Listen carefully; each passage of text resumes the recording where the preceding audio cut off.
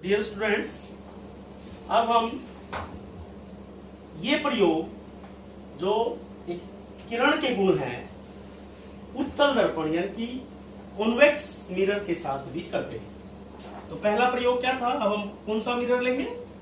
Convex mirror. तो convex mirror लेते हैं। ये हमारा कॉन्वेक्स मिरर है। अब कॉन्वेक्स मिरर का जो अंदर वाला पार्ट होता है, गहरा पार्ट होता है, वो पॉलिश्ड होता है। तो आप अंतर देख सकते हैं अवतल दर्पण और उत्तल दर्पण दोनों में। ये हमारा उत्तल दर्पण। तो हम देखिए, ये हमारा मुख्य अक्ष। उत्तल दर्पण और अवतल दर्पण में दोनों में फर्क क्या है कि जो इसका केंद्र होता है वो पॉलिश्ड साइड की ओर होता है। तो ये इसका C है, ये P और ये F। दोनों में देखिए क्या अंतर है, लेकिन किरण वैसे ही काम करती है सेम। जैसे ही कोई आपतित किरण incident ray comes on the surface of convex mirror, this is the convex mirror,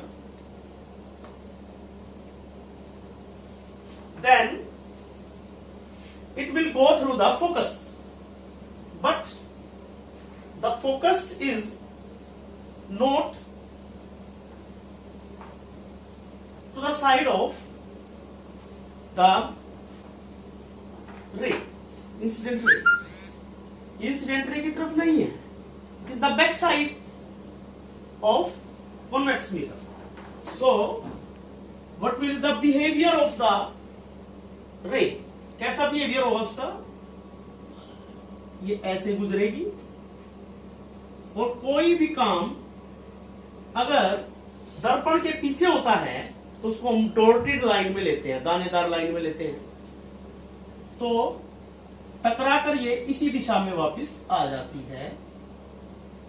तो इस प्रकार से ये बिहेव करेगी। देखो, गुजरी तो फोकस में से ही है, लेकिन ये मिरर के बैक साइड में है, हम देख नहीं सकते।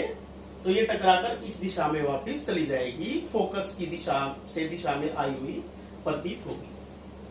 दूसरा नियम, ये हमारा convex mirror,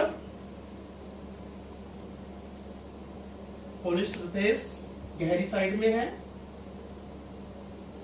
this is the principal axis, मुख्य फोकस, मुख्य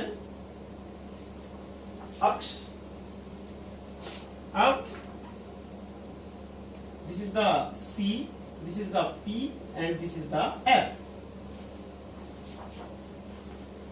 अब यदि कोई प्रकाश की किरण इस फोकस में से गुजरती हुई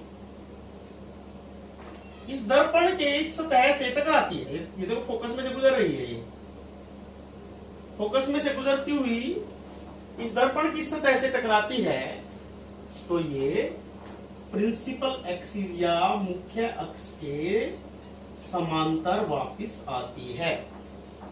देखो समांतर वापस आ रही है, इसमें भी समांतर वापस आ रही है टकराने के बाद।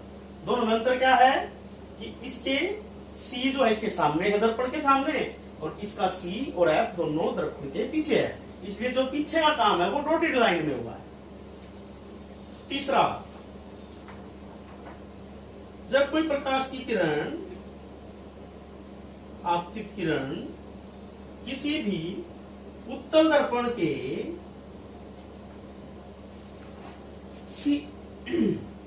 C में से गुजरती है, ये C है इसका, ये P है और ये बिल्कुल बीच में होता है F। C और P के बीच में होता है। अब मान लिया कोई C में से गुजरती है, ये C की सीध में अगर हम किसी भी किरण को लेंगे, ये किरण गई और ये अगर C में से गुजरती हुई इस दर्पण पे टकराए तो क्या होगा? C में से गुजरती हुई इस दर्पण से अगर टकराती है तो इसी रास्ते से वापस आ जाती है। ऐसा ही अवतल दर्पण में भी हुआ था कि जिस सीमे से गुजरता है उसी रास्ते से वापस आ गई। और जो चौथा गुण है वो बिल्कुल सेम है। ये हमारा उत्तल दर्पण, ये हमारा principal axis, this is the C, P and F. Now the incident ray comes and strike on P.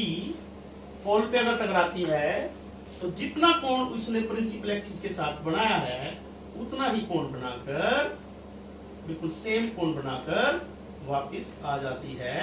और इस नियम को हम परावर्तन का नियम या लॉ ऑफ रिफ्लेक्शन भी बोलते हैं। तो इस प्रकार हमने 4 नियम दोनों दर्पणों से सीखे हैं। एक किरण के कौन कौन से हैं कि अगर वो समांतर जाएगी तो फोकस में से वापस आएगी, फोकस में से गुजरेगी तो समांतर वापस आएगी, सी में से गुजरेगी तो उसी रास्ते से वापस आएगी, और पी पे टकराएगी तो उतना ही कोण बनाकर टकराकर वापस आ जाती है। परावर्तन का नियम को फॉलो करती है। Thank you.